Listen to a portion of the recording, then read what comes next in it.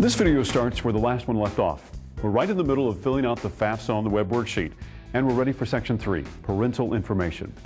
Because it's about your parents, you'll definitely want to have at least one of them with you as you fill out this worksheet, because they'll be asked some detailed questions, especially about their finances. It also makes it a lot easier if, before you start to fill out the parental information section, your parent or parents have already filed their taxes. What if my parents haven't completed their taxes yet? If your parents haven't completed their taxes, just use your best estimation. You'll have a chance to correct the information later. Let's start with a basic definition of who is actually considered a parent and who needs to fill out what. If your mom and dad are married and together, then this form asks for information about both. Grandparents, foster parents, and legal guardians are not considered parents on this form unless they have legally adopted you. If your parents are divorced or separated, only the parent with whom you lived with the most over the last year needs to provide parent information. What if I spend the same amount of time with both of my divorced parents? If you lived with both parents equally over the last year, then only the parent who has provided more financial support for you during the last 12 months needs to fill out this section. If your mom or dad has remarried, then both your biological parent and your step-parent need to provide parent information here. All of this brings us to the first question, which asks if your parents are married. Remember, this question pertains to the people we just defined as your parents. So, for example, if your mom and dad divorced and now you're living mostly with your mom and she's remarried, your mother's marital status for this question is married or remarried. What if my parents are in the process of getting a divorce? Good question. Remember, this pertains to your parents' marital status on the day you fill out the FAFSA. So if they're married the day you submit your FAFSA, but divorcing the day after you submit it, then put down married. When you get to this question on the FAFSA online, there is a special help section that will instruct you on how to proceed. Question 71 asks for your parents' email address. This is a good backup system for all of the information that will be sent to the student once the FAFSA is completed. If your parents have an email address, it's a good idea to add it here. Let's skip down to question number 74 about your parents' date of legal residency. What's so important about this date? This is a very important question if you're considering an out-of-state college especially. That state will use this date to determine if you meet its criteria for state financial aid. Each state determines legal residency differently.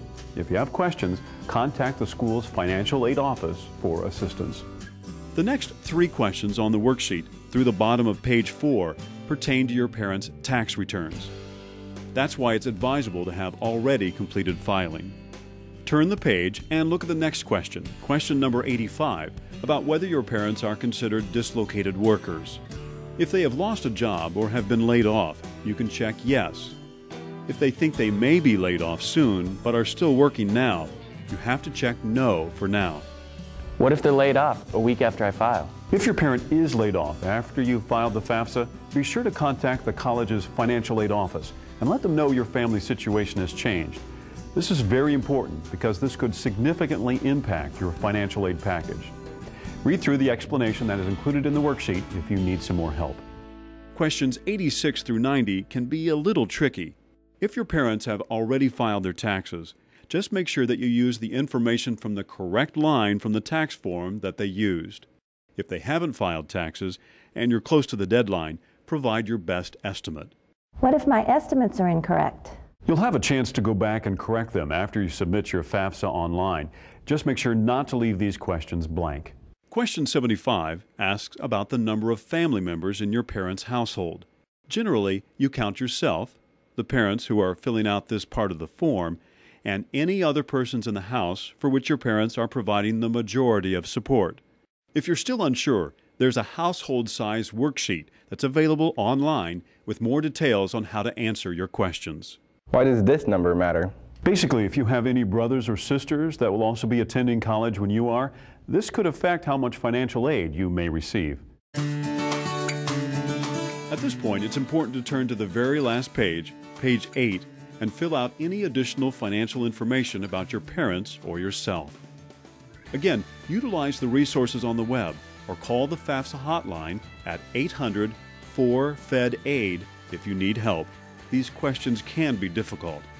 Finally, the last part of Section 3 is about your parents' assets. Take careful consideration when answering these questions. And remember, just like your taxes, all of this information is confidential. Question 91 asks you to sum up your parents' total current balance in cash, savings, and in checking accounts. Question 92 asks about investments. If your parents have investments, they may want to read through the detailed information specific to each type of investment in the FAFSA Frequently Asked Questions at fafsa.ed.gov or at finaid.org. Do we need to include the value of the home that we live in as an investment? No. When it asks about the net worth of your parents' investments, including real estate, note that you can exclude the value of the home you and your parents live in.